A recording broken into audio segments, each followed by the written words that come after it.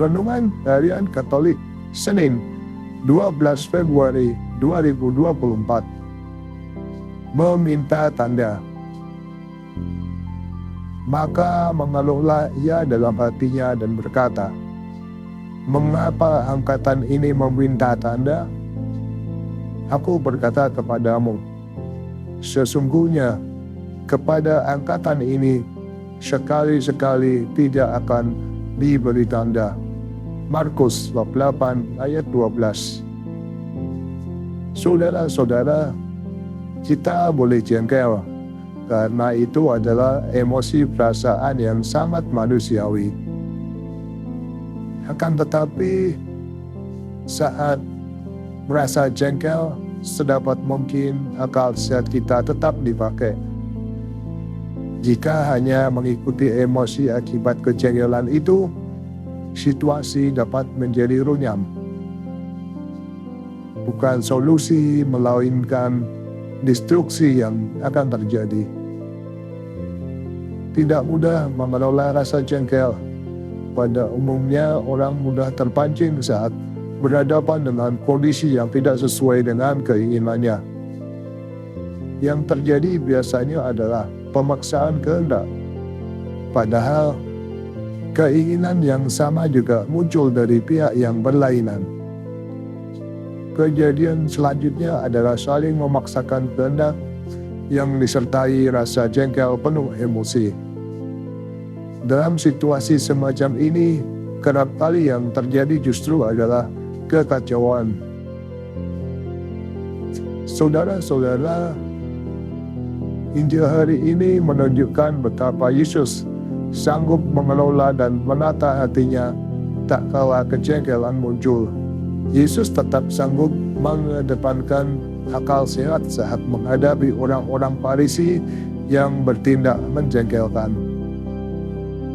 Orang-orang Farisi menuntut tanda atau mukjizat dari Yesus sebagai bukti bahwa dirinya sungguh-sungguh anak Allah. Yesus tidak terpancing. Yesus justru memberikan penjelasan secara terang benderang tentang proses bagaimana penyelamatan Allah itu seharusnya berlangsung. Yesus menjelaskan bahwa keselamatan tidak tergantung dari status diri seseorang.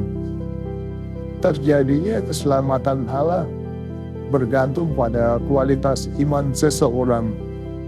Oleh karena itu, Yesus berkata kepada orang-orang Farisi, "Mengapa angkatan ini meminta tanda?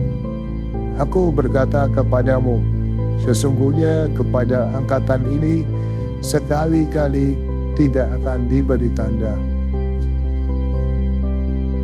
Saudara-saudara, Allah sering memberi manusia tanda-tanda agar manusia dapat percaya kepadanya.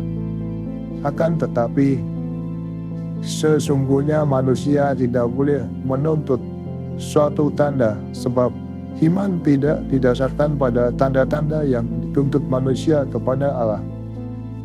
Iman yang berdasarkan tanda bukanlah iman yang sempurna. Yesus menegur pegawai istana yang datang kepadanya untuk memohon kesembuhan bagi anaknya. Jika kamu tidak melihat tanda dan mukjizat, kamu tidak percaya. Mungkin kita juga ingat bahwa Yesus juga pernah menegur Thomas. Saat itu dia berkata, "Karena engkau melihat aku, maka engkau percaya." Memang tanda dapat berguna bagi tumbuhnya iman. Akan tetapi iman yang ideal, percaya meskipun tidak melihat. Seperti kata Santo Paulus, "Sebab hidup ini adalah hidup karena percaya, bukan karena melihat." Kita hidup lebih dari 2000 tahun sesudah Yesus. Kita tidak pernah melihat secara langsung apa yang dilakukan Yesus. Namun kita percaya kepadanya berdasarkan kesaksian para rasulnya dan para pengganti mereka. Semoga berlakulah pada diri kita apa yang dikatakan Yesus kepada Thomas, "Berbahagialah mereka yang tidak melihat namun percaya." Sebenarnya tanda-tanda itu hadir di sekitar kita. Memang tidak kasat mata, tetapi bukan berarti bahwa Allah tidak ada. Kitalah yang tidak mampu menangkapnya.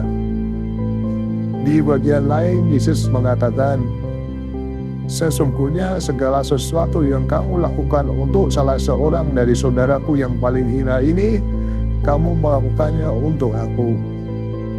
Maka saat Allah hadir secara nyata dalam keprihatinan hidup manusia dewasa ini, maka dari itu kita dituntut adanya tindakan iman, yaitu peduli terhadap sesama.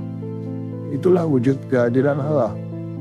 Tanda-tanda kehadiran dan keberadaan Allah itu dijumpai dalam aneka hal yang tampaknya biasa. Dituntut kepekaan iman supaya sungguh mampu memperhatikan dan menangkap kehadiran Allah di zaman ini.